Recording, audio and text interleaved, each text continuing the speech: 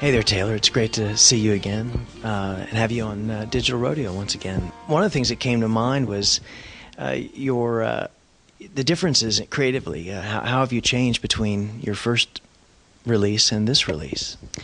Well, I think for the first release, I was very fascinated with writing songs about relationships and boys and love, and that hasn't changed at all.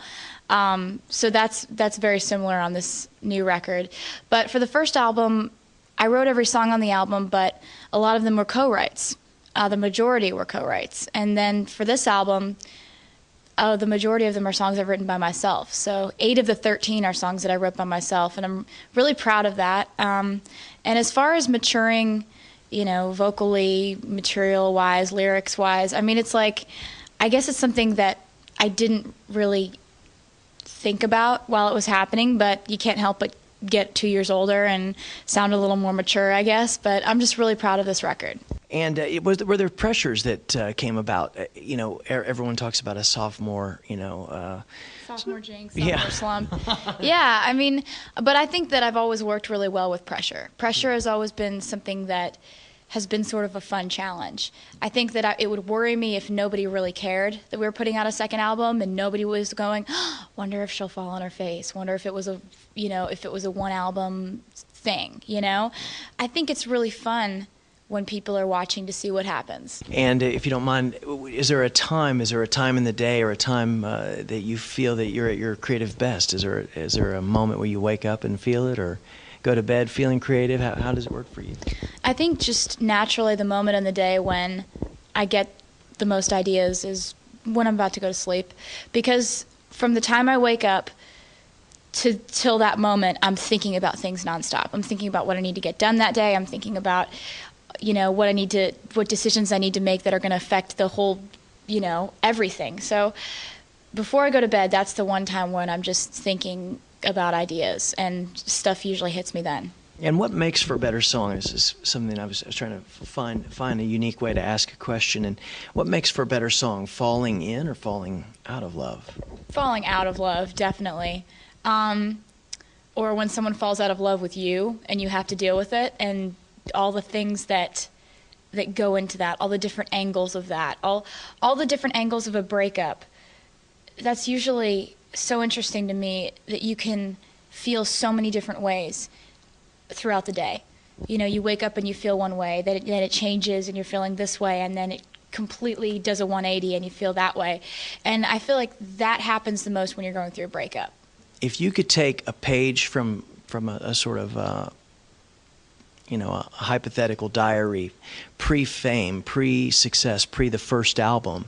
If you could take a page from your diary then and then a page from your diary now, what would be the difference? How would you have looked at fame before you ever got a taste of it, and how does it feel today?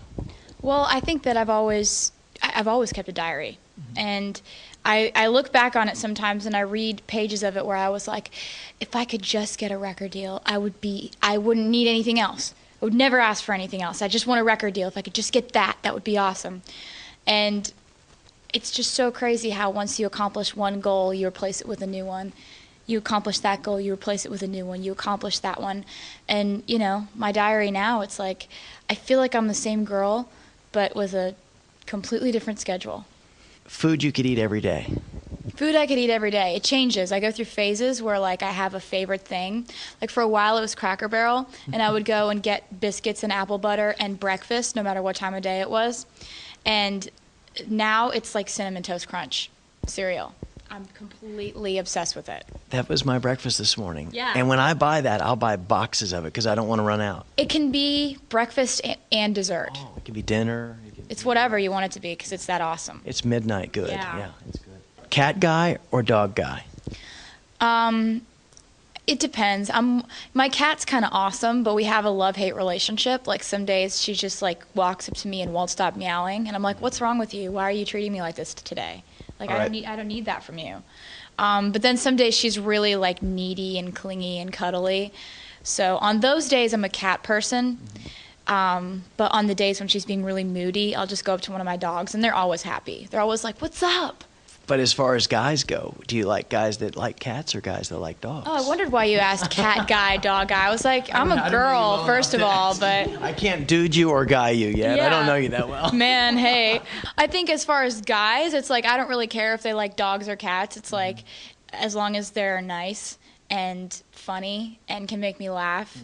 You know, I think that it's more about that. It's like what their hair looks like or how they dress or what kind of car they drive or if they're a cat person or dog person. It really doesn't matter, because if there's that core sense of humor that's compatible with you and understanding and sweet and endearing, that, you know, you can put up with if they're a snake person. And do you have one do-over at all at this juncture? You're still really young, but do you have one thing you could do over in your life, one thing you would love to do over? I don't know. I think that, you know, the fun thing about that is that, you know, a lot of people would say, you know, I wish I hadn't dated him. I wish I wouldn't have dated him. But it's like, for me as a songwriter, you can have the most pointless relationship, and if you write a great song about it, it was worthwhile. So that's my favorite thing about being a songwriter. As far as my career, I wouldn't have done anything over.